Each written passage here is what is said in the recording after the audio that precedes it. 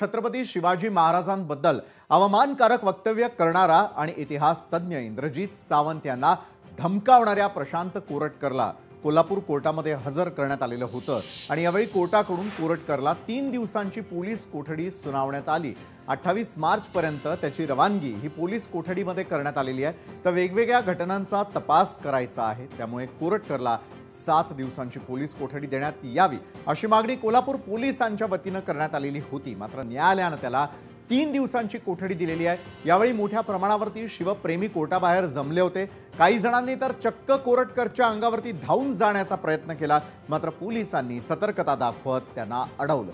दरम्यान कोरटकरच्या अटकेवरून भाजप आमदार परिणय फुके यांनी मात्र गंभीर स्वरूपाचे आरोप केले आहेत। प्रशांत कोरटकरला लपवण्यात काँग्रेसचा हात आहे। तेलंगणामध्ये काँग्रेस नेत्याच्या घरामध्ये कोरटकरला अटक झाली असा दावा परिणय फुके यांनी केलेला आहे। त्यांच्या या दाव्यामुळे एकच खळबळ उडाली आहे।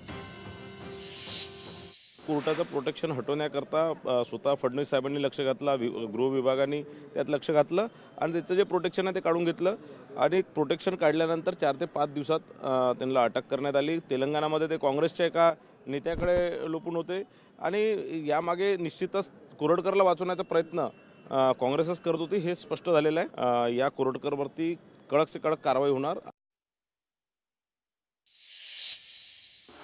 तर परिणय फुकेंच्या या आरोपांनंतर आम्ही त्यांच्याशी संवाद साधला, त्यावेळी आम्ही त्यांना काही प्रश्न विचारले, त्यावर त्यांनी नेमकी काय उत्तरं दिली आहेत पाहूया। प्रश्न क्रमांक 1, प्रशांत कोरटकरला लपवण्यात काँग्रेसचा हात असल्याचा आरोप, आपल्याकडे काही पुरावे आहेत का? ज्या प्रकारात मला माहिती आली होती की प्रशांत कोरटकर आता तेलंगणामध्ये म्हणजे काँग्रेस शासित राज्यामध्ये एका काँग्रेस पक्षाच्या नेत्याकडे ते सापडले। त्या काँग्रेस पक्षाच्या नेत्याकडे ते मागील काही दिवसापासून तिथे ते आश्रय घेऊन होते आणि त्या काँग्रेस पक्षाच्या नेता तिथे इन्वॉल्ड आहे। काँग्रेस शासित राज्यात ते पकडले गेले आणि म्हणून मी आरोप केले होते की यामध्ये काँग्रेस पक्षाचे काही महाराष्ट्रातील नेते आहे ज्यांनी प्रशांत कोरटकरला तिथे लपवण्याचा प्रयत्न केलेला आहे। प्रश्न क्रमांक 2, राज्यातील कोणत्या काँग्रेस नेत्यांनी कोरटकरला पळून जाण्यास मदत केली असावी? आपल्याकडे त्यांची नावे आहेत का? नाही, निश्चितच प्रशांत कोरटकर ज्यावेळेस अटक झाली त्यांच्याकडे एक मोबाईल सापडलेला आहे आणि आता त्यांना 3 दिवसाची पोलीस कस्टडी मिळाली आहे। पोलीस त्यांच्याकडनं सगळं त्या मोबाईलचा CDR चेक करून त्या मोबाईलमध्ये कोणाकोणासोबत संभाषण झाले होते, कोणाकोणाची मदत त्यांना झाली आणि त्यांच्याही तोंडातनं ते सगळी माहिती काढणार आणि CDRच्या माध्यमातून ही सगळी ती माहिती ते काढणार। प्रश्न क्रमांक 3, बऱ्याच प्रकरणात CDR तपासाची मागणी होते, मात्र त्यातून काही निष्पन्न होतं का? जर त्यात काही तथ्य असणार, त्यामध्ये काही आरोप जे मी आरोप केले त्याच्यात जर तथ्य असणार, त्यात जर त्या प्रशांत कोरटकरांनी कोणासोबत बोललं असणार आणि जे तर निश्चितच समोर येणार ना, पोलीस आपल्या चौकशीत ते काढणारच। प्रश्न क्रमांक 4, कोरटकरला लपवण्यात काँग्रेसचा हात असल्याचा आरोप केला जातोय, यामागे काँग्रेसचा काय डाव असू शकतो? बघा, अधिवेशनामध्ये त्यांना सरकारच्या विरोधात बोलण्याकरता काही मुद्दा नाही आहे। कुठेतरी राज्य शासन ज्या प्रकारे काम करतं त्या कामावर कुठेही ते टीका करू शकत नाही आहे, कारण त्या प्रकारचं कोणतेही कृत्य राज्य शासनाने केलेलं नाही आहे आणि म्हणून मग या प्रशांत कोरटकर सारख्या एखाद्या व्यक्तीने काहीतरी टीका केली, तिथला काहीतरी भाजपसोबत जोडण्याचं, मुख्यमंत्री साहेबांसोबत जोडण्याचं, इतर नेत्यांसोबत जोडण्याचं, कोणते जुने फोटो काढून ते दाखवण्याचं काम हे आता विरोधी पक्ष करतच होता।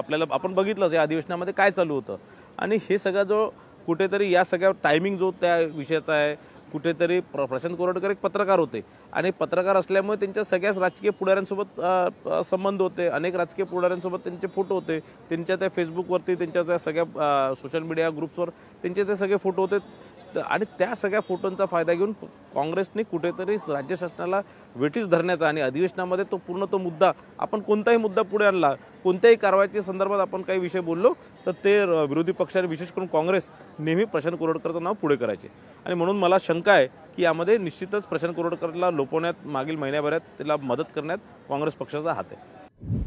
प्रश्न क्रमांक 5, कोरटकरला देशद्रोही घोषित करण्याची काँग्रेसची मागणी, भाजप सरकार मागणी मान्य करणार?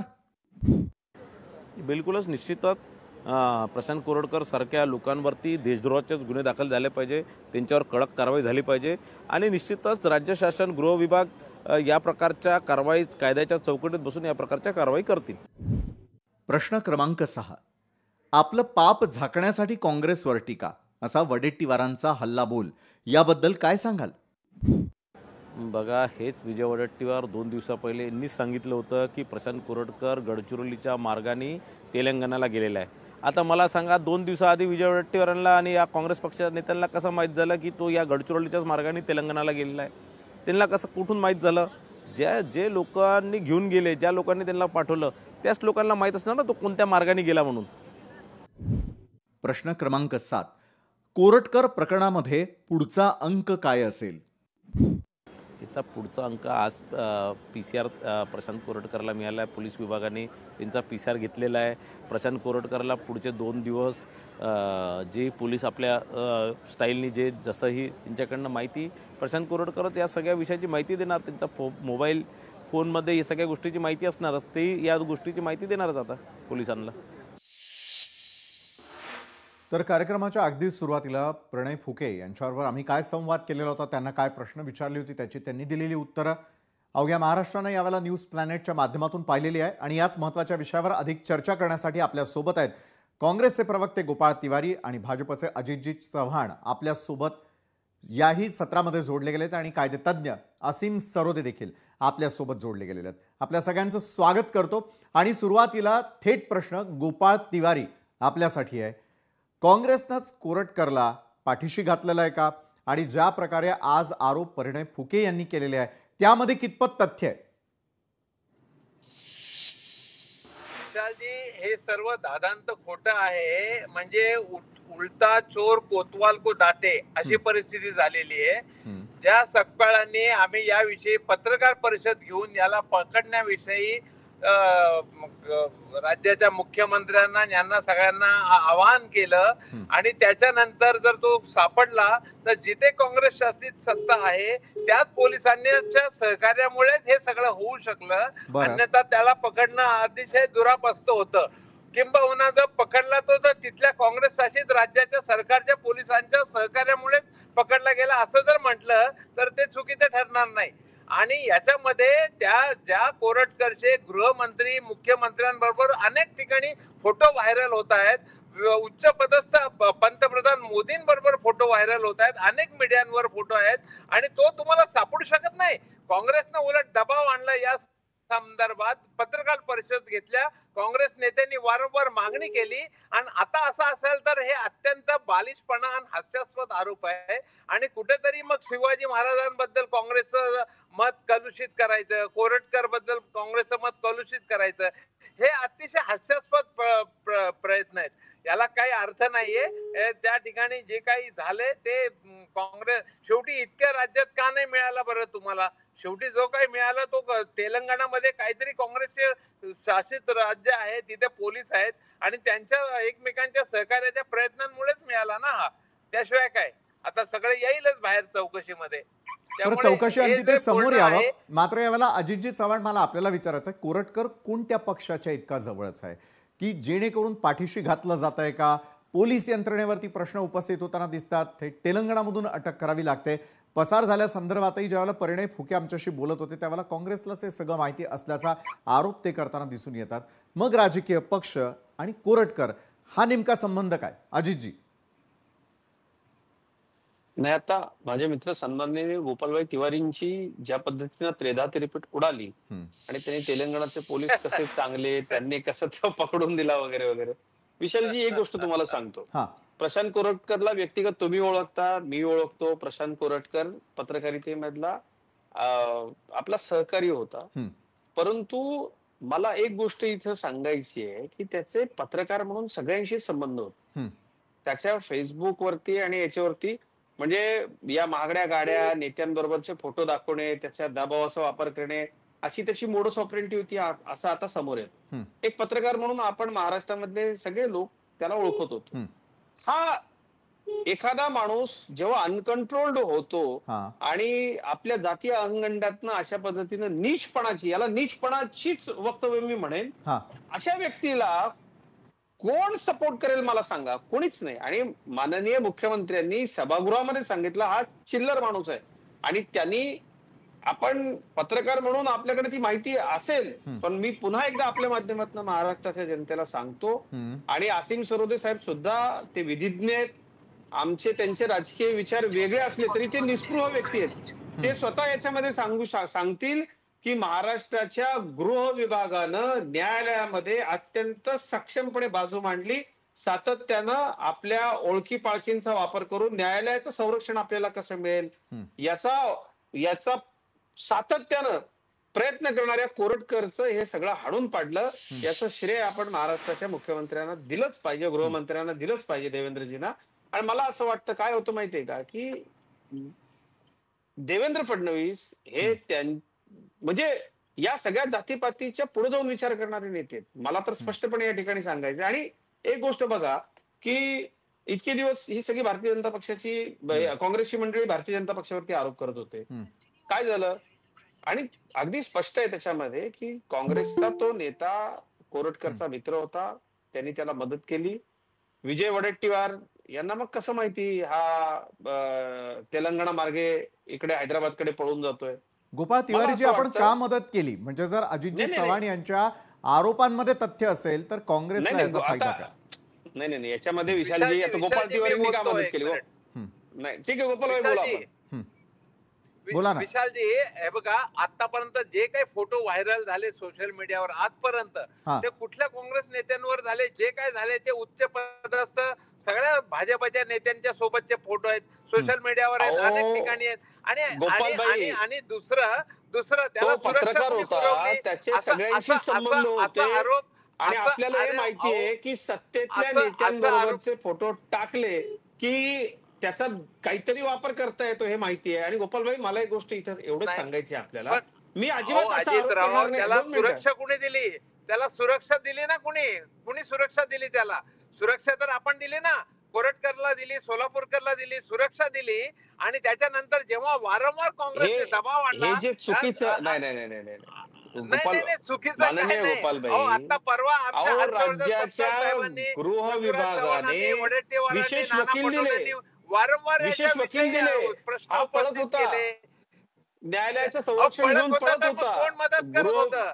मला गोपालभाई कसं होतं? नाही गोपालभाई, मला याच्यामध्ये इतकं सांगायचंय तुम्ही की ज्यावेळेला आपल्यावरती उलटते ना, जेव्हा आपल्यावरती उलटते ना, तुमचं समर्थन करताना कशी तेढा तिरपीट उडाली. मला इतकंच सांगायचंय हे ऑपरेशन मोड ऑफ अप्रेंटिस एवढे सोपे नसते. कुठल्या तरी तिथं त्या ठिकाणी जे सहकार्य झालं, काही सापळे रचले गेले असतील, लगेचच तुम्ही दादांचा आरोप करताय की काँग्रेसच्या नेत्यांनी सहकार्य. काय या आरोपाला काही तथ्य आहे का? पोलिसांचं तिथल्या कौतुक करू ना आपण, पण तो काँग्रेस नेत्याच्या घरी सापडला हे तितकंच सत्य आहे. आणि मला ते तिथले पोलीस म्हणलेत का तसे? ऐका ना, माझं काय म्हणणं गोपालभाई, अजितराव, बघा, या आरोपाला काही अर्थ नाहीये. आता जेव्हा अंगाशी यायला लागलं तर अशा पद्धतीचे ही परिस्थिती आता काँग्रेसची झालेली आहे गोपालभाई, आपण लक्षात घ्या. कशाला काँग्रेसची? काँग्रेसने हा विषय मुख गिळून बसलं नव्हतं. नाही, एक दोन मिनिटं वारंवार छत्रपती शिवाजी महाराजांचं हे महाराष्ट्राची अस्मिता आहे, त्याच्या बाबत जे काय बोलले इंद्रजित सावंत, राहुल गांधींना तुम्ही आधी छत्रपती शिवाजी महाराज, स्वातंत्र्यवीर सावरकर, छत्रपती संभाजी महाराज या सगळ्यांचा सन्मान करायला शिकवा. अक्षरशः अंगावरची पान झटकून टाकावी, तसा शिवाजी महाराजांचा पुतळा बघितल्यानंतर शाल झटकून राहुल गांधी का मागे जातात? राहुल गांधींच्या मनामध्ये छत्रपती शिवाजी महाराजांबद्दल सन्मान आहे का? वारंवार काँग्रेसने आवाज उठवलेला आहे. काय बोलताय? काय आवाज उठवला? तुमच्या नेत्यांच्या मनामध्ये काय आहे? नेहरूंनी काय लिहून ठेवलंय डिस्कव्हरी ऑफ इंडिया मध्ये? काय म्हणतात नेहरू? काय केलं? छत्रपती शिवाजी महाराजांना लुटारू म्हणतात.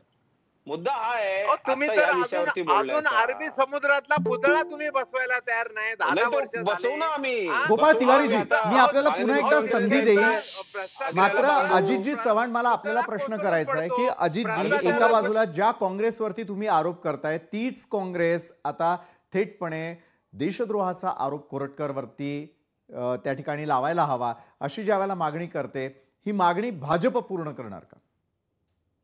100% करू. त्याचं कारण असं, या कोरटकरची कड घेण्याची कुणालाही काही आवश्यकता नाही. आम्ही तर ती घेणारच नाही, आमचा काही संबंध नाही. मुद्दा एक याच्यामध्ये खोटं जे आपण म्हणतो ना की खोटं बोलून तो तसा प्रचार करू नये. तो आपल्या अंगाशी येतो. राज्याच्या गृह विभागानं कोरटकरला न्यायालयानं दिलेलं संरक्षण काढून टाकावं याकरता सनदशीर प्रयत्न केले. ते माननीय मुख्यमंत्री देवेंद्रजींच्या अत्यंत कडक मार्गदर्शनाखाली केले. देवेंद्रजी सातत्याने त्याचा व्यक्तिगत फॉलोअप घेत होते की याला कुठल्याही अटकेपासून संरक्षण मिळता कामा नये. ही सत्य परिस्थिती आहे आणि याच्यामध्ये भारतीय जनता पक्ष समर्थन करतोय. मला असं वाटतं जातीयवादी विखारातनं एखाद्या जातीयवादी सडक्या मेंदूच्या माणसानं वक्तव्य जर केलं असेल ना तर त्याचं कुणीच समर्थन करणार नाही. मला असं वाटतं आपण याच्यामध्ये अधिक जबाबदारीनं भूमिका घेण्याची गरज आहे. मी असेल, गोपाल तिवारी असतील, कुणीही असतील. परंतु मला याच्यामध्ये एक गोष्ट इतकीच म्हणायची की हा जो प्रशांत कोरटकर आहे पत्रकार असल्यामुळे त्याचे सगळ्यांशी संबंध होते, काँग्रेसच्या नेत्यांबरोबर सुद्धा होते. यात आपण एक लक्षात घेतलं पाहिजे की जो आता तो जी वस्तुस्थिती ती समोर आली आणि ती वस्तुस्थिती समोर आल्यानंतर त्यातली चर्चा होते. महाराष्ट्राच्या गृहमंत्र्यांनी त्याच्या अटकेकरता प्रयत्न केले हे सूर्यप्रकाश इतकं स्वच्छ आहे आणि तो एका काँग्रेस नेत्याच्या घरी तेलंगणात सापडला हेही सूर्यप्रकाश इतकं स्वच्छ आहे. आता गोपालबाईंचं म्हणणं असेल की तेलंगणा पोलिसांचं आपण कौतुक करावं मदतीसाठी, तर निश्चित केलं पाहिजे, त्यात वावगा असं काहीच नाही. परंतु महाराष्ट्राच्या गृहमंत्र्यांनी ज्या पद्धतीनं महाराष्ट्राच्या गृहमंत्र्यांनी याच्या संदर्भामध्ये प्रयत्न केले या प्रयत्नांच्या बाबतीमधली सुद्धा अत्यंत चांगल्या पद्धतीचं ते मांडलं गेलं पाहिजे ना महाराष्ट्राच्या समोर. म्हणजे बरोबर आहे अजितजी, तुम्ही मुख्यमंत्र्यांची पाठराखण कराल त्याचबरोबर कोरटकरला अटक करण्यात आली आणि त्यामध्ये पोलिसांचा असलेला सहभाग याचं कौतुक कराल. काँग्रेसला वाटतंय की आम्ही मदत केली, आम्ही प्रेशराईज केलं म्हणूनच कोरटकरला त्या ठिकाणी ताब्यात घेण्यात आलं. मात्र असीमजी सरोदे, मी आपल्याकडे येतो. असीम सरोदेजी, कायदा नेमकं यावेळेला काय सांगतो? एका बाजूला सत्ताधारी विरोधकांवर, विरोधक सत्ताधाऱ्यांवरती आरोप करताना दिसत आहे, मात्र कुठेतरी कायद्यातल्या पळवाटांचाही वापर कोरटकरनं केला, स्वतःचा बचाव केला आणि त्यानंतर इतक्या दिवसांनी तो समोर आला का? पुढे देशद्रोहाचा गुन्हा दाखल करावा अशी काँग्रेसची मागणी आहे, भाजप ती पूर्ण करणार असं सांगताना दिसतंय. मात्र कायदा अशा प्रकरणांमध्ये नेमकं काय करू शकतो? असीमजी. बघा, सगळ्यात पहिले आपल्याला हे मान्य करायला पाहिजे की कोरटकरनी एका अनोळखी माणसाला रात्री 12 नंतर फोन करणं आणि शिवीगाळ करणं, छत्रपती शिवाजी महाराज, छत्रपती संभाजी महाराजच नाही तर जिजाबाईंचा सुद्धा अपमान होईल, चारित्र्यावर चिंतोडे उडवली जातील अशा प्रकारचे वक्तव्य करणं, दोन जातींच्या संदर्भातले उल्लेख करून, मुख्यमंत्र्यांच्या संदर्भातला उल्लेख करून, त्यांच्या जातीचा उल्लेख करून त्यांनी जे काही वक्तव्य केलेलं आहे ते सगळंच अत्यंत आक्षेपार्ह अशा प्रकारचं आणि बेकायदेशीरतेला प्रोत्साहन देणार आहे. त्यामुळे त्यांनी चूक केलेली आहे. आता त्यांनी चूक करताना मग कोणाच्या मदतीने पळून गेला, कोणाच्या मदतीने तो लपला, कोणाचं वाहन घेऊन तो पळाला, या सगळ्या गोष्टींमध्ये कोणत्याही पक्षाचे, कोणत्याही धर्माचे, कोणत्याही जातीचे लोक येत असतील तरी कायद्यानुसार त्यांनी गुन्ह्याला प्रोत्साहन दिलेलं आहे. त्यामुळे त्या सगळ्यांवर सहआरोपी म्हणून गुन्हा नोंदवायला पाहिजे पोलिसांनी. त्याच्यामध्ये कोणाचंच काही दुमत असण्याची गरज नाही. प्रश्न हा बेताल वक्तव्य करणारे जे आहेत ते वाढत चाललेले आहेत आणि ते कोणत्या काळात वाढत चालले हे सुद्धा मग बघावं लागेल. त्याच पद्धतीने जो कोणता गुन्हा झाला असेल त्याच्यामध्ये पोलिसांना तपास करू द्यावा मोकळे पद्धतीने. पोलिसांवर जर कोणी राजकीय दबाव आणला नाही तर एका दिवसात महाराष्ट्र सरळ करण्याची ताकद पोलिसांमध्ये आहे. नंतर गृहमंत्री कोणी असतील तर त्यांनी हे करून दिलं, त्यांनी ते करून दिलं, काही उपकार केले का आपल्यावर? त्यांचं कर्तव्यच आहे, त्यांचं कामच आहे. पोलिसांच्या कामामध्ये ढवळढवळ करू नका आणि मग महाराष्ट्र पोलीस तुम्हाला दाखवतील की कशा पद्धतीने कायदा आणि सुव्यवस्था मेंटेन केली जाते. त्यामुळे हे सांगण्याची गरजच नाही. हे अत्यंत राजकीय आणि चुकीचं विधान आहे की गृहमंत्री स्वतः लक्ष घालत होते. कशासाठी लक्ष घालत होते? स्वतः लक्ष घालत होते, त्याच्यामुळेच 1 महिना अटक झाली नाही असं माझं स्पष्ट मत आहे. त्यामुळे आपण हे समजून घेतलं पाहिजे की गुन्हेगारांना आपले म्हणून प्रोटेक्शन द्यायचं, आपले असले की त्यांचा गुन्हा लपवायचा, असं जे महाराष्ट्रात सुरू झालेलं आहे. अभिव्यक्ती स्वातंत्र्याचा जो कोणी गैरवापर करत असेल त्यांच्यावर कायद्याचा बडगा उगारला पाहिजे आणि त्यांना अटक झाली पाहिजे, त्यांच्यावर गुन्हा नोंदवला पाहिजे, त्यांना त्यांचं म्हणणं सुद्धा मांडण्याची संधी दिली पाहिजे. म्हणून इतिहास समजून घेण्याची पात्रता आणि कुवत नसलेले लोक इतिहासाबद्दल बोलायला लागतात. इंग्रजी सावंतला आजपर्यंत महाराष्ट्राने कधी पाहिलं नाही की ते असंबद्ध बोलत आहेत, बेताल वक्तव्य करत आहेत, रागाने बोलत आहेत, रागा करून बोलत. असं नाही. आपल्याला भूतकाळामध्ये रमणारा समाज नको हे सुद्धा तेवढंच लक्षात ठेवून वर्तमान काळ वाईट करणारे जे लोक आहेत ते राजकीय पक्षाचे असो, धर्मांध पक्षाचे असो. प्रशांत कोरटकरनी कोणाचे फोटो लावले? प्रशांत कोरटकर सोबत कोणाचे फोटो सातत्याने आहेत? म्हणजे आमदार असल्यापासून तर आज मुख्यमंत्री असल्यापर्यंत त्याचे सातत्याने देवेंद्र फडणवीस यांच्या सोबत फोटो असतील तर लोक बोलणार नाहीत का? लोक बोलणार ना. आणि मग याचे मोठे भाऊ सारखे, याचे लहान भावासारखे सगळे मोठे मोठे पोलीस ऑफिसरच आहेत त्यांच्यासोबत फोटो आहे, तर मग लोक बोलणार, लोक हाच अर्थ काढणार की तुम्हाला अटक होत नाही कारण की पोलीस काही जण तुमच्या मागे आहेत. याचा अर्थ सगळा पोलीस विभागात चुकीचा आहे का? नाही आहे. सगळ्या पत्रकारांची इमेज ज्या प्रशांत कोरटकरनी खराब केलेली आहे त्याच्या संदर्भात पत्रकार असलेल्या लोकांनी तरी व्यवस्थित बोललं पाहिजे आणि त्याच्या गुन्ह्यांबद्दल बोट ठेवून तो गुन्हेगारच आहे हे मान्य केलं पाहिजे प्रथम दर्शनी. बरोबर आहे असीमजी, कायद्याची बाजू आणि दोन्ही पक्षांना आपण थेटपणे फटकारताना दिसतंय. मला फक्त जाता जाता गोपाळजी तिवारी आपल्याला विचारायचं की बेताल वक्तव्यांना चाप बसावा यासाठी आता राजकीय पक्षांची जबाबदारी किती? गोपाळजी. नाही, निश्चितच अभिव्यक्ती स्वातंत्र्य आहे, परंतु त्यालाही काही आपण कुठल्या गोष्टीबद्दल काय बोलतोय, त्याचा काय दुरुपयोग करतोय याविषयी तारतम्य जपलं पाहिजे.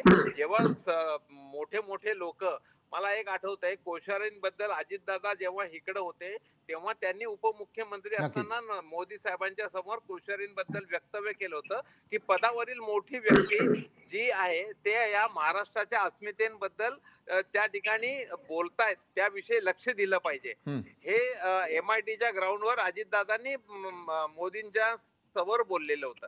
म्हणजे ह्या सगळ्या लोकांनी आपली जबाबदारी ओळखली पाहिजे. आपण महाराष्ट्राच्या अस्मिता आहेत, या देशाच्या अस्मिता आहेत, हे आपले गौरवस्थान आहेत आणि याविषयी आपण काय बोलतो याचा कधीतरी विचार करणार का नाही त्यांना? याचा विचार आता सगळ्यांनीच करण्याची वेळ आलेली आहे. गोपाळ तिवारीजी धन्यवाद. अजितजी, जाता जाता एका वाक्यामध्ये बेताल वक्तव्यांना चाप कधी? नाही, आपण म्हणालात की विधिज्ञ असीम सरोदेजींनी फटकारलं. मी त्यांच्या सर्व गोष्टींशी सहमत आहे. असीमजी, फक्त मला असं वाटतं की आपण सामाजिक कार्यकर्ते आहात, आपण राजकारणात घेण्याचा प्रयत्नही केला. एक छोटस उदाहरण फक्त देतो की असीम सरोदे साहेब आपला एका नाशिक मधल्या गुन्हेगाराबरोबरचा फोटो काही लोक माझ्याकडे घेऊन आले होते आणि म्हणाले तुम्ही ट्विट करा आणि असीम सरोदेंवरती आरोप करा. मी नाव सांगतो, तो मकोकाच्या गुन्ह्यामध्ये माझा मित्र प्रशांत जाधववरती गोळीबार करून फरार झालेल्या बळगुजर नावाच्या एका नेत्याचा मुलगा होता. तो फरार अवस्थेमध्ये तुम्हाला भेटला होता आणि त्याचे फोटो मी ट्विट करावे त्यावेळेला सगळ्या निवडणुकीचं वातावरण होतं.